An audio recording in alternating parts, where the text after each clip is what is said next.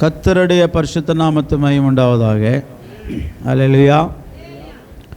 దేవుని నామానికి మహిమ కలుగునుగాక. ఈరోజు మన వాక్య సారాంశం ఏంటంటే యేసుని వెంబడించుట. చెప్పండి, கர்த்தரை இயேசுவை பின்பற்றுதல். எப்படி அவரை நாம் பின்பற்ற வேண்டும்? இயேசுவை பின்பற்றினால் என்ன கிடைக்கும்? இயேசுவை பின்பற்றினவர்களுடைய வாழ்க்கையில் என்னென்ன நடந்தது? அவரை பின்பற்றி பாதியில் நின்று போனவங்களுடைய கதி என்னாய் போச்சு? இதெல்லாம் நாம் నాలిలే தெரிந்து కొల్ల పోகிறோం. యేసు ప్రభుని వెంబడించిన వాళ్ళు ఎంత మేలు పొందారు? ఆ యేసుని వెంబడించిన వాళ్ళు అంతం ఎలా మంచి ఆశీర్వాదంగా ఉండిందా? మరి సగంలో యేసు ప్రభుని వదిలిపెట్టిన వాళ్ళ యొక్క పరిస్థితి ఎలా ఉన్నది అనే కార్యాన్ని మనం ఈరోజు వాక్య ఆధారముతో మనం ధ్యానించుకోబోతున్నాము. మత్తయి సువార్త 10:38. மத்திய சுவிசேஷம் 10ஆம் அதிகாரம் 38ஆம் வசனத்தை நாம் வாசிக்கலாம்.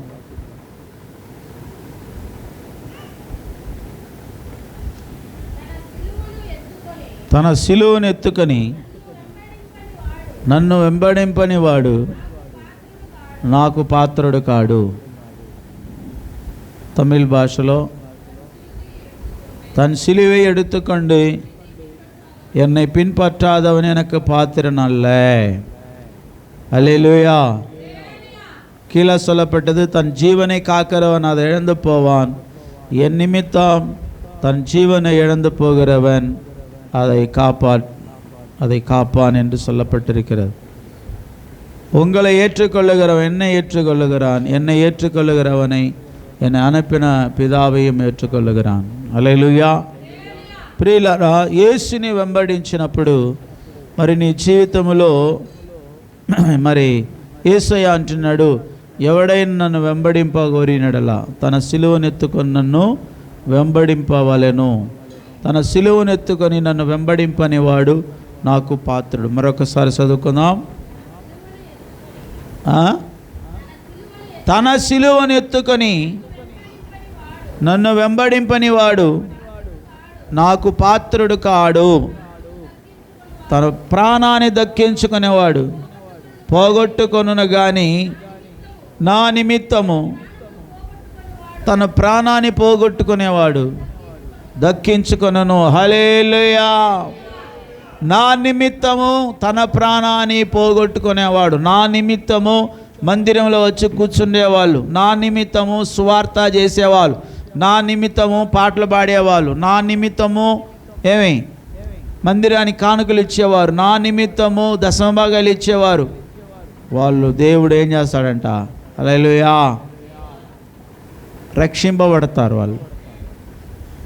அவர் நிமித்தமாய் என் நிமித்தம் தன் ஜீவனையும் தன் வீட்டையும் தன் குடும்பத்தையும் பணத்தையும் பொருளையும் இழந்தவனை பெற்றுக்கொள்வான், அதை 1000 மடங்காக பெற்றுக்கொள்வான். அவருக்காக நீ யாரை பின்பற்றி கொண்டிருக்கிறாய்? నువ్వు ఎవరిని వెంబడిస్తూ పోతున్నావు? నువ్వు ఎవరిని వెంబడిస్తున్నావు?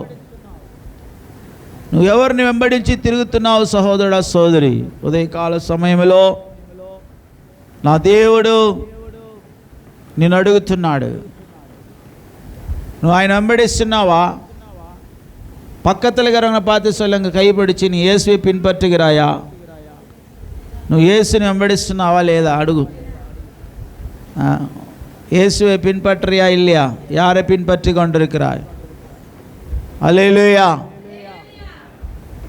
உலகத்தையும் மனுஷரையும் காங்கிரஸ் பார்ட்டியும் వైఎస్ఆర్ பார்ட்டியும் తెలుగుదేశం பார்ட்டியை நீ பின்பற்றுறியா? இல்லை இயேசுவை பின்பற்றி கொண்டிருக்கிறாயா? அல்லேலூயா.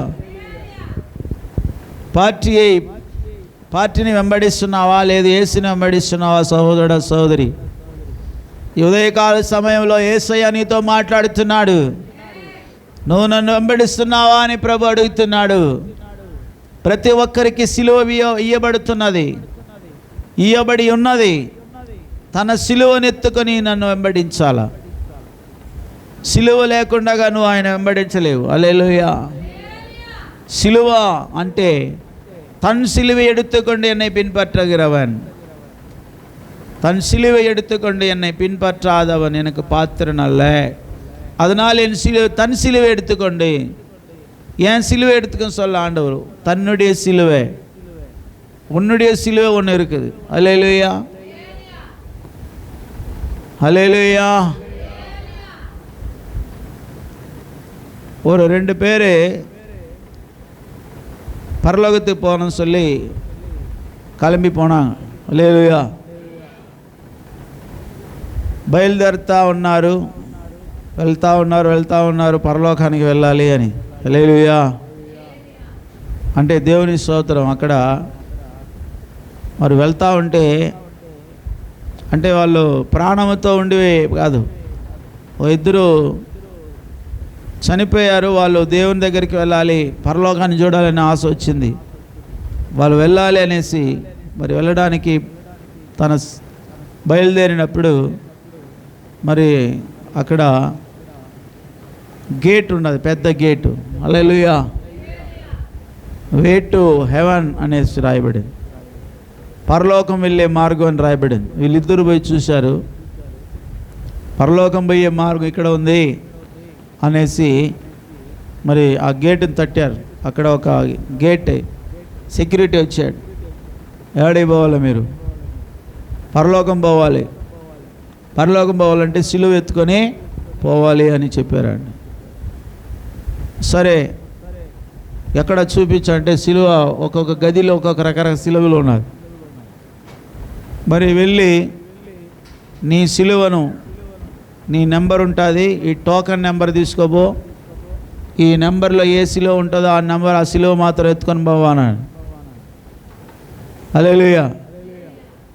అప్పుడు ఆ యొక్క టోకెన్ ఎత్తుకొని పోతే ఆ సిలువ ఇచ్చే ఆయన ఒక ఆయన ఉన్నాడు. అప్పుడు ఇతను టోకెన్ తగినట్టుగా ఆ సిలువను ఎత్తి ఇచ్చాడు.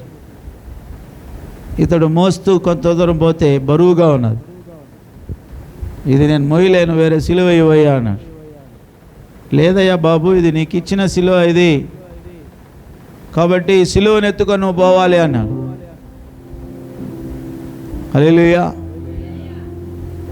సరే, అతడు వద్దనేసి ఇంకా వేరే సిలువను ఎత్తుకున్నాడు. మరి ఇంకొక వ్యక్తి இன்னொருத்தர் என்ன பண்ணார், அந்த டோக்கன் கொடுத்த பிறகு அந்த சிலுவை எடுத்துன்னு அவர் போயிட்டே இருக்கார்.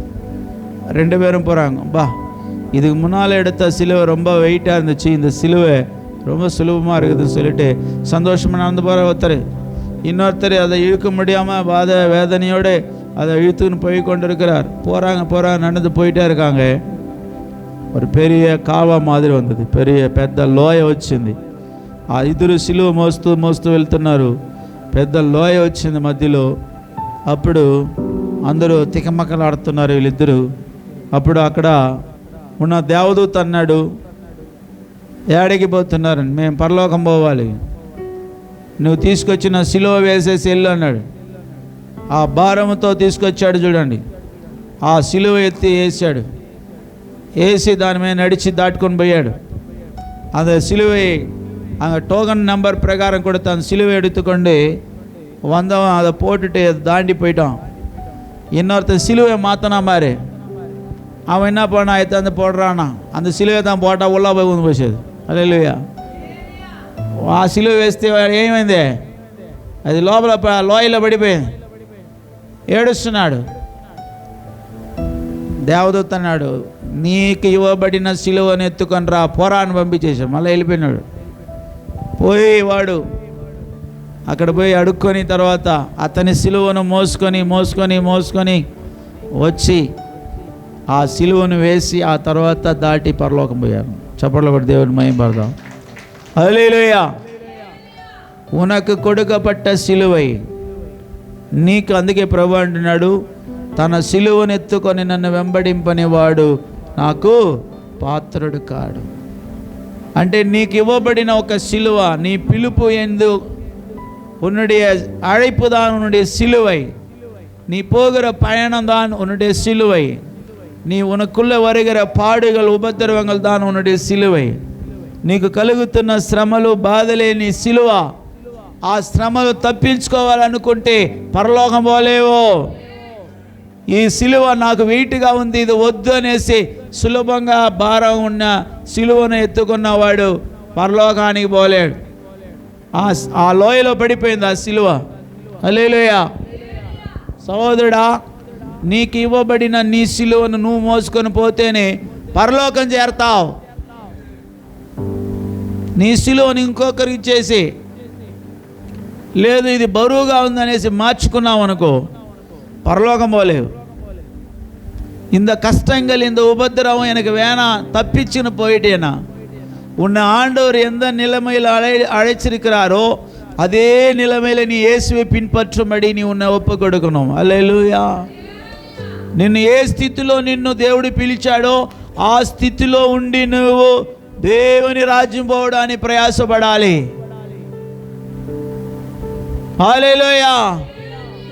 ఎక్స్ట్రా ఫిట్టింగు, ఎక్స్ట్రా గెట్టింగు, ఎక్స్ట్రా ఏమే ఇంకా ఎక్స్ట్రా నువ్వు చేసినావంటే పరలోకం పోలేవు.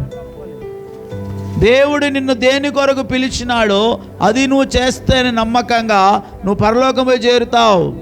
కాబట్టి యేసయ్య అంటున్నాడు, నన్ను వెంబడింపగోరిన వాడు తన సిలువను ఎత్తుకొని నన్ను వెంబడించాలి. தன் சிலுவை எடுத்துக்கொண்டு என்னை பின்பற்றாதவன் எனக்கு பாத்திரன் அல்ல என்று திட்டவட்டமாக கர்த்தர் சொல்றார். அல்லேலூயா. இயேசுவை நீ பின்பற்றி இயேசுவுடன் வாழணும் சொல்லி நினைக்கும் பொழுது கர்த்தர் உனக்கு ஒரு அழைப்பு கொடுத்திருப்பார். கர்த்தர் உனக்கு ஒரு சிலுவையை கொடுத்திருப்பார். இயேசு உன்னுடைய வாழ்க்கையில் ஒரு பிரச்சனை, உன்னுடைய மனைவி உனக்கு சிலுவையா இருக்கலாம், உன்னுடைய புருஷன் உனக்கு சிலுவையா இருக்கலாம், உன் மகள், உன் மகன், உன் சொந்தக்காரங்க யாரோ உனக்கு சிலுவையாக வேதனை கொடுத்து கொண்டிருக்கலாம். ஆனால் அந்த சிலுவையின் மூலமாக தான் நீ பரலோகம் போக முடியும். அல்லேலூயா. தப்பிச்சுக்காத, ஊரை விட்டு ஊరు మారిపోయేలాని నినికాద. హల్లెలూయా. ఏ స్థితిలో నిన్ను దేవుడు పిలిచాడో ఆ స్థితిలో నీవు సంతృప్తి కలిగి ఉండడానికి నేర్చుకోవాలి. అర్థమైన వాళ్ళు అల్లే చెప్పండి. ఏం చెప్పాను చెప్పండి, ఏం చెప్పాను కూడా, ఏం చెప్పాను, ఏం చెప్పానమ్మా? సిలువ అంటే ఏంది? ఇందాకనే చెప్తున్నా. సిలువ అంటే ఏంటి?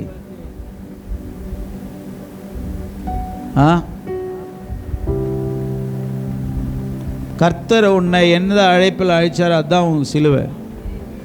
ఏ పిలుపుతో నిన్ను పిలిచాడో అదే నీ సిలువ. ఏ శ్రమలో వెళ్తున్నావు అదే నీకు సిలువ. ఆ శ్రమలలో నువ్వు దేవుని మహిమపరుస్తూ ప్రార్థన చేస్తూ దాన్ని సంతోషంగా నువ్వు అంగీకరిస్తే పరలోకం చేరుతావు. నాకెందుకు ఈ భార్యని ఇచ్చాడు దేవుడు, నాకెందుకు ఈ భర్తని ఇచ్చాడు, నాకెందుకు ఈ ఇల్లు ఇచ్చాడు, మరి వాళ్ళందరూ మంచి ఇల్లు కట్టుకున్నారు కదా, వాళ్ళందరూ మంచి కారులో తిరుగుతున్నారు కదా, అది కాదు నీ సిలువ. నీకు దేవుడు ఇచ్చిన పరిస్థితిలో అందులో నువ్వు కొనసాగించినప్పుడే నువ్వు దేవుని రాజ్యానికి పాత్రుడవుతావు. హల్లెలూయా. అందులో నుండి నువ్వు తప్పించుకోవాలనుకుంటే పరలోకానికి నువ్వు సెట్ కావు. నువ్వు పేదవాడగా ఉండడానికి ఉంటున్నావా, దాంట్లో నువ్వు సంతోషించు. హల్లెలూయా. నేను ధనవంతుడైపోవాలి ఏందండి, వాళ్ళంతా బాగుంటే నేను ప్రభువుని నమ్ముకున్నాను ఎందుకోసం, నేను బాగా ఐశ్వర్యవంతుడైపోవాలి, ఏం ప్రయోజనం? ఐశ్వర్యవంతుడు భిక్షం ఎత్తుకునేవాడు మొదలుకొని అంబానీ ఎత్తుకోండి, ప్రస్తుత ఇండియాలో వాడే గొప్ప కోటీశ్వరుడు. హల్లెలూయా. మరి ఎంతగా కోటీశ్వరులైనా అంత సమమైన దేవుని దృష్టిలో. నువ్వు ఎంత గొప్పగా చదువుకున్నా, చదువే రాని దద్దమ్మగా ఉన్నా కానీ దేవుని దృష్టిలో అంతా సమమే. అయ్యా నేను ఎంత చదువుకున్నానండి, బిఏ అండి, ఎంఏ అండి, ఎంకామ్ అండి, అది అండి, ఇది అండి, వరుసగా నువ్వు ఆ డిగ్రీలు అంతా వేసుకొని ఇంత చదువుకున్నాను ఏంటి, అంత సమమే నా దేవుని దృష్టిలో. హల్లెలూయా. హల్లెలూయా. అయితే నా దేవుడు కోరుకునేది ఏంటంటే, தேவன் என்னத்தை விரும்புகிறாரு சொன்னா, நீ கர்த்தருக்காக என்ன செஞ்ச, நீ ஆண்டவருக்காக எவ்வளவு பிரயாசப்பட்ட, నీవు இன்னொருத்தருக்கு నన్மை ఎவ்வளவு செஞ்சிருக்கிற, మేలు ఎంత చేశావు, నీ జీవితంలో కీడు ఎంత చేశావు, మేలు ఎంత చేశావు, నువ్వు ఎంత పరిశుద్ధంగా ఉన్నావు, ఎంత అపవిత్రంగానే జీవిస్తున్నావు. పరిశుద్ధంగా ఉన్నది మాత్రం దేవుడు తీసుకుంటాడు, అపవిత్రమైన తోసేస్తాడు. కాబట్టి నీ యొక్క క్వాలిఫికేషన్, హోలీనెస్, ప్రేయర్ లైఫ్, తర్వాత రిలేషన్షిప్, ఇవన్నీ దేవుడు టోటల్ చేస్తాడు. ఒక క్వశ్చన్ పేపర్ దేవుడు, మీరు ఎగ్జామ్ పోతే క్వశ్చన్ పేపర్లో ఎన్ని రకరకాలుగా బ్రాకెట్స్ ఉంటుంది, ఎస్ ఆర్ నో ఉంటుంది, ఫిల్ ఇన్ ద బ్లాంక్స్ ఉంటుంది, ఏమి ఉండదా, இருக்கா இல்லையா? ఎగ్జామ్ ఏదైనా పిల్లలు சொல்லுங்கమ్మా, ఉండదా లేదా? ఒకే టైప్లో క్వశ్చన్ వస్తుందా? క్వశ్చన్ ఒకేలాగా ఉంటుందా? ఒరే మాదిరి இருக்குமா? వేరే వేరే இருக்குదా? వేరే మాదిరి இருக்கும். హల్లెలూయా.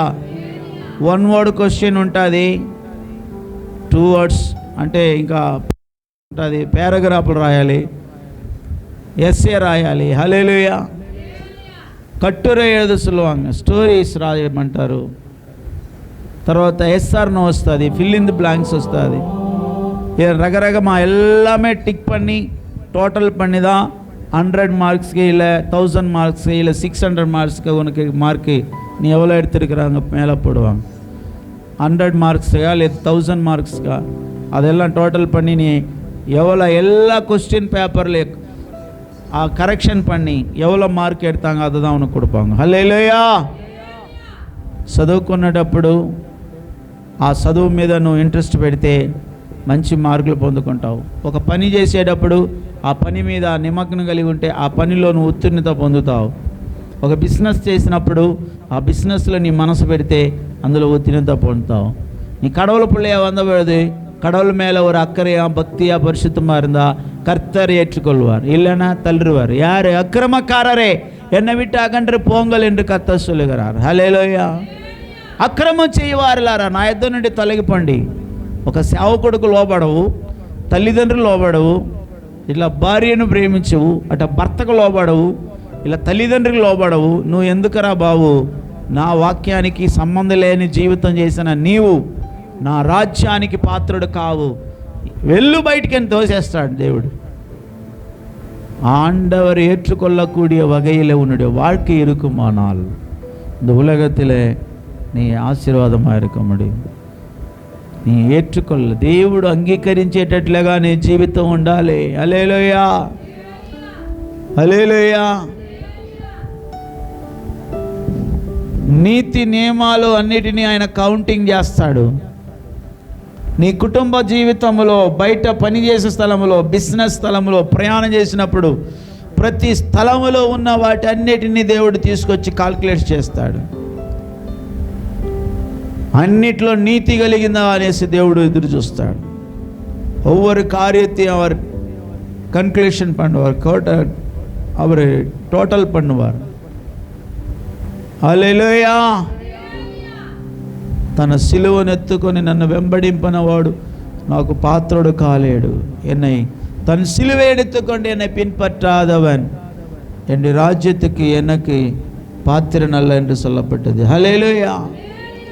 அடுத்ததாக ஒரு 4-5 கூட்டத்தார் இயேசுவை பின்பற்றினார்கள். 4-5 గ్రూప్ వాళ్ళు యేసుని వెంబడించారు. వాళ్ళు ఎవరు చూసేద్దామా ప్రియులారా? నెంబర్ 1, నన్மையை பெறும்படி మాత్రం పిன்பற்றிనాர்கள் యేసుவை. మేలు పొందడానికి మాత్రం యేసుని వెంబడించారు. మత్తయి సువార్త 19:22లో చూస్తే యేసు ప్రభుని వీళ్ళు ఎందుకు వెంబడించారంటే ఏదైనా జరుగుతుంది, స్వస్థత కలుగుతుంది, కడుపు నొప్పి పోతుంది, నడువు నొప్పులు పోతుంది. యేసు ప్రభు దగ్గర పోతే ஹல்லேலூயா சொல்கிறத கேளுமா, இங்கே வசனம் கேட்க வந்து அதுக்கு வந்தீங்க. ஹல்லேலூயா சொல்லுவாமா? కర్తర్ என்ன சொல்கிறாరు என்னை పత్తి కవనికను. నన్ను గురించి దేవుడు ఏం మాట్లాడుతున్నాడు? ఈరోజు ఆయన సన్నిధికి వచ్చాను, మందిరానికి వచ్చాను, నేను ఇప్పుడు ఏమి తీసుకోవాలన్నా దేవుడు ఏమి ఇస్తున్నాడు నాకు అనేది ఎదురు చూడాలి. వాసింగే అదే.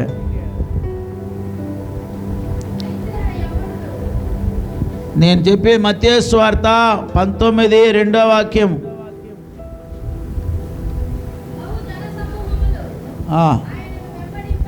ఆయనను వెంబడింపగా ఆయన వారిని స్వస్థపరిచెను. தமிழிலையா? திரளான ஜனங்கள் அவர் பின் சென்றார்கள். அல்லேலூயா. திரளான ஜனம் యేసువై పిన్ పోనాంగ. యేసుని వెంబడించారు విస్తారమైన జనులు. దేనికి పోయినారు వీళ్ళంతే? స్వస్థత పొందుకోవడానికి. వీళ్ళు దేనికి పోయినారు? యేసుని ఎందుకు వెంబడించారు? స్వస్థత పొందుకోవడానికి పోయిన ఒక గుంపు ఉన్నది, విస్తారంగా పోతున్నారు. చర్చికి ఫుల్గా భలే వస్తున్నా ఆ సంఘంలో ఇక్కడ ఇల్లు తక్కువ, ఆడ ఎక్కువ. దేనికి పోతున్నావు చర్చికి? బాగా అన్నం పెడతారు తిందాం పోతున్నావా? లేకపోతే మంచి ఏసీ పెట్టినారని పోతున్నావా? అది దేనికి పోతున్నావు? యేసుని దేనికి వెంబడిస్తున్నావు? ఇక్కడ యేసు ప్రభువుని వెంబడించిన వాళ్ళు ఈ గుంపు ఏంది విస్తారంగా పోయినారంట.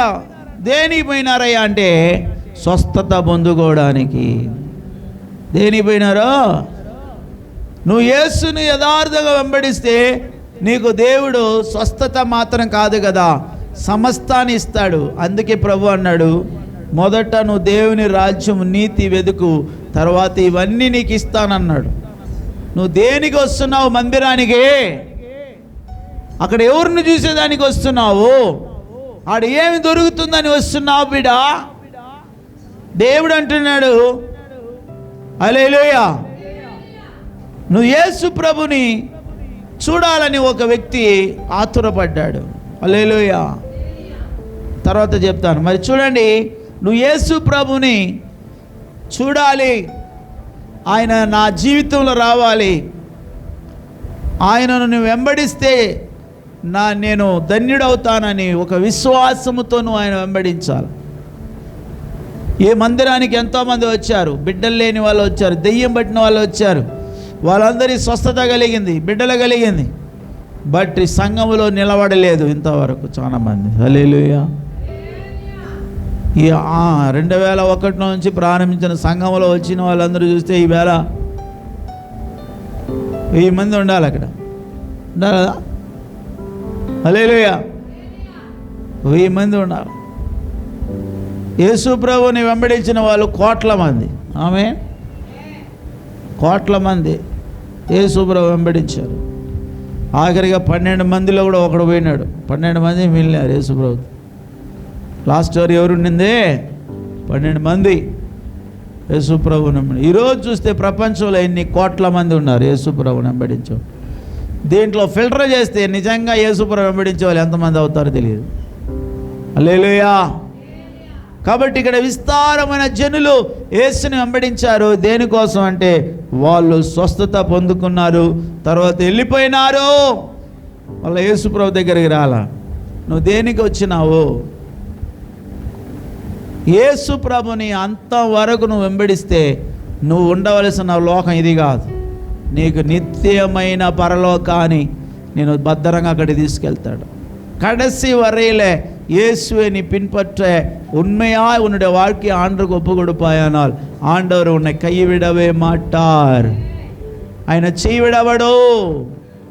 ఆయన యథార్థంగా నువ్వు వెంబడిస్తే ఆయన నిన్ను నిత్యమైన స్వర్గలోకానికి, స్వర్ణము, శుద్ధ స్వర్ణము, స్ఫటికము వలె ప్రకాశిస్తున్న ఆ యొక్క స్వర్గరాజ్యానికి తీసుకుపోతాడు. హల్లెలూయా. నిత్యమైన రాజ్యం అది. నీతిమంతులు తేజరిల్లే పట్నం అది. దొంగ వేషాలు వేసి ఏదో డబ్బు కొరకు, స్వస్థత కొరకు వేషధారణగా యేసుపురం వెంబడించిన వాళ్ళు ఒకడు కానీ పరలోకం పోలేదు. వాళ్ళు యేసుపురంను విడిచిపెట్టారు. వాళ్ళకి ఏదో దొరుకుతుందో వచ్చిన వాళ్ళందరూ సగంలో ఆగిపోయినారు. కొంతమంది ఒక శిష్యుడు యేసుని వెంబడించిన వాడు ఉరేసుకుని చచ్చిపోయాడు.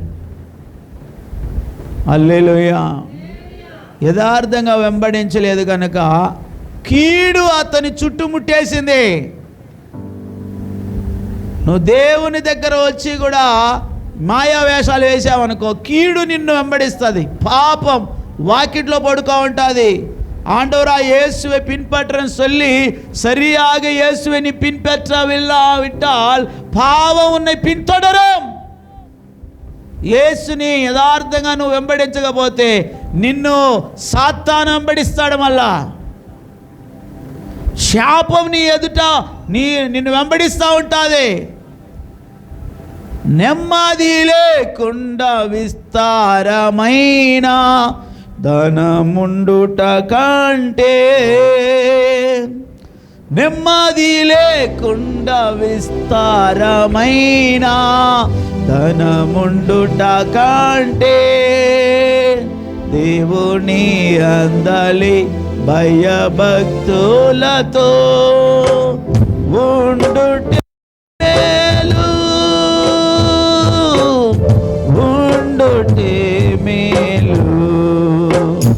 దేవుని అందలి భయభక్తులతో ఉండుటే మేలు, ఉండుటే మేలు. ప్రభుతో జీవిత మహిమానందమే మహాచర్యమే, మహిమానందమే మహాచర్యమే, మాధుర్యమే నా ప్రభుతో జీవిత. హల్లెలూయా. యేసు యొక్క పరిశుద్ధులతో ఉండుట మేలు. విస్తారమైన ధనము సంపాదించడానికి వ్యామోహముతో రాత్రి మగలు పరిగెత్తుచున్నావా? ఏదో లోకములో దొరుకుతుందని నీ కంటిలో ఉన్న నేత్రాశ, నీ శరీరములో ఉన్న శరీరాశ, నీలో ఉన్న మాంసికమైన రక్తము ఉడికిపోయే వరకు ఆ దురాశ నీ శరీరంలో ఉంటుంది. అది పరిశుద్ధపరచడానికి నెలకు ఒక్కసారి యేసు రక్తం నీ శరీరంలో ప్రవేశింపబెడుతున్నాము. శిలువలో రక్తం ఆ రొట్టెని ప్రార్థన చేసి 3 రోజులుగా ఉపవాసం ఉండి పరిశుద్ధమైన యేసు రక్తంగా మార్చడానికి ప్రార్థన చేసి అది మీ శరీరంలో ఎక్కిస్తున్నాం. మేము ఆ రొట్టె రసం రూపంలో మీకు ఇస్తున్నాము. అదే அப்பமோ ரசமாக ரொட்டியாக அந்த ரசமாக உங்களுக்கு கொடுக்கிறோம். எதுக்குன்னு சொன்னா உன் ரத்தம் పరిశుద్ధమాకబడணும். నేను వచ్చే వరకు దీన్ని జ్ఞాపకం చేసుకోమని చెప్పాడు యేసు. அவர் வரும் வரையிலே அவரை நினைவு கூறும்படி இயேசு கிறிஸ்துவின் இரத்தத்தில் பாவம் இல்லை. యేసుவின் రక్తத்திலே రక్తములో పాపం లేదు. హల్లెలూయా. ఆయన రక్తం నిన్ను పరిశుద్ధునిగా పరిపూర్ణునిగా దేవుని ఎదుట నిలవబెడతాది. అందుకోసమే రొట్టె రసాన్ని యేసు రక్తముగా యేసు శరీరంగా మీకు ప్రతి నెల ఇస్తున్నాం. దాన్ని ఎంత పరిశుద్ధంగా భక్తితో పరిశుద్ధ జీవితం కలిగి నువ్వు తీసుకుంటే అంతగా నువ్వు యేసులాగా మారుతావు, లేకపోతే సైతాన్ లాగా మారిపోతావు. సైతానులో ఎంత కోపం ఉంటుందో కోపం నీలో ఉంటుంది. దాంట్లో నరహత్య, విభిచారం, అపవిత్రతమైన కార్యాలు సైతాన్లో ఉండదు. సాతానులో అపవిత్రత, కామకత్వములు, దొంగ బుద్ధులు, మాయావేషాలు, ఓ స్తోత్ర, నరహత్య, దుర్మార్గమైన జీవితం చేసిన వాడు సాతానుగాడు. కాబట్టి నువ్వు మారు మనసు పొందకుండగా నీ జీవితాన్ని నువ్వు పాపాన్ని దాచిపెట్టుకొని జీవించావనుకో సైతానుగా మారిపోతావు. జాగ్రత్త. అందుకే యేసు ప్రభుని వెంబడించిన శిష్యుల్లో ఒకడు పాపాన్ని దాచిపెట్టాడు. ఏమైంది పరిస్థితి? యేసుని వెంబడించేది నిజంగమైతే పాపం లేకుండా వెంబడించు, నువ్వు బాగుపడతావు, నిన్ను నమ్ముకున్న కుటుంబం బాగుపడుతుంది. లేదనుకో నీ పాపం నీ వాకిట్లో పడుకుంటుంది. ఆ పాపం నీ కుటుంబానికి శాపాన్ని తెస్తుంది. నువ్వు దేవుని మందిరానికి వచ్చి వేస్ట్, శాపగ్రస్తురాలుగా నువ్వు వెళ్ళావు అనుకో, ఆ శాపం నీ కుటుంబం మీద, నీ భార్య, నీ భర్త, నీ పిల్లల మీద ఆ పాపపు శాపము కనబడుతుంది. ప్రయోజనం ఉండదు. నువ్వు నీ బిడ్డకి ఏమి లెగసీ పెడుతున్నావు?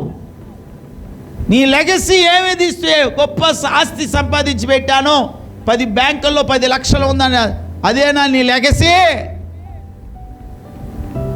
నీ స్వాస్థ్యం ఏంటంటే నీవు జీవించే పరిశుద్ధ జీవితం, భక్తి కలిగిన జీవితం, నిన్ను వెంబడిస్తున్న దైవ కృప.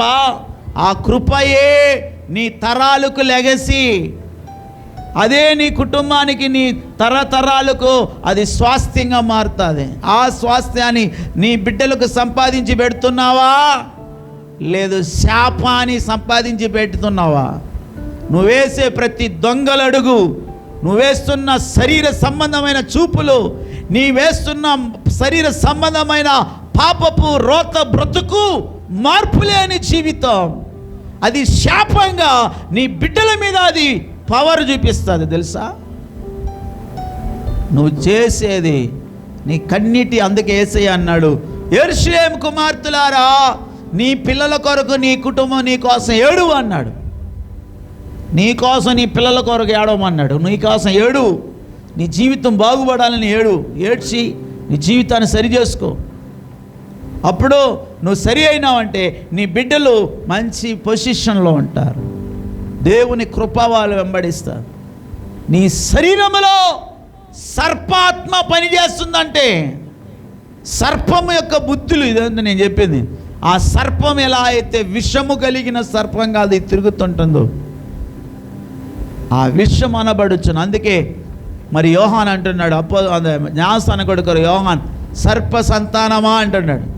விரியன் பாம்பு குட்டிகளே அப்படின்னு என்னத்துக்கு கூப்பிட்டாருன்னா, பாம்பு விஷம் போன்றது మనుషునికుள்ள இருக்கிற పాపం అనేది సర్ప సంతానం. పాపం అనేది విషము లాంటిది. పాపం, ఆ పాపాన్ని నువ్వు దాచిపెట్టుకొని ఒప్పుకొని విడిచిపెట్టకుండా ఆ పాపంలో కొనసాగించావనుకో, అది నీ కుటుంబంలో శాపాన్ని తీసుకొస్తుంది. హల్లెలూయా. ఈరోజు యేసుని వెంబడిస్తానని ఎంతమంది చెప్పగలరు? యథార్థంగా నేను యేసుని వెంబడిస్తానని. యేసు నీతో మాట్లాడుతున్నాడు ఉదయ కాలం. உண்மையாய் நீ இயேசுவை பின்பற்றுகிற ஒரு உண்மையுள்ள பக்தியுள்ள மனுஷியா இருப்பாயானால் இன்றைக்கே உன்னுடைய வாழ்க்கையில காணப்படுகிற எல்லா பாவத்தை அறிக்கை பண்ணி விட்டுவிடு. నువ్వు దేవునికి ప్రీతిగలమైన, ఆయనకి ఇష్టమైన కుమారుడుగా, కుమార్తెగా యేసుని వెంబడించాలని కోరుకున్నట్లయితే, ఈరోజు నీ పాపాలన్నీ ఒప్పుకొని విడిచిపెట్టి మారు మనసు పొందితే, నువ్వు యథార్థంగా యేసుని సిలువనెత్తుకొని వెంబడించే మంచి శిష్యుడుగా, శిష్యురాలుగా మారుతావు. మోకరించండి, కళ్ళు మూయండి. ஒவ்வொருவரும் அப்படியே முழங்கால் போட்டு ஆண்டவரை நோக்கி பார்க்கலாமா? நீ யாரை பின்பற்றி கொண்டிருக்கிறாய்? இயேசு உன்னோடு பேசி கொண்டிருக்கிற இந்த நேரத்தில் அப்பகிంచండి ప్రియులారా. హల్లెలూయా.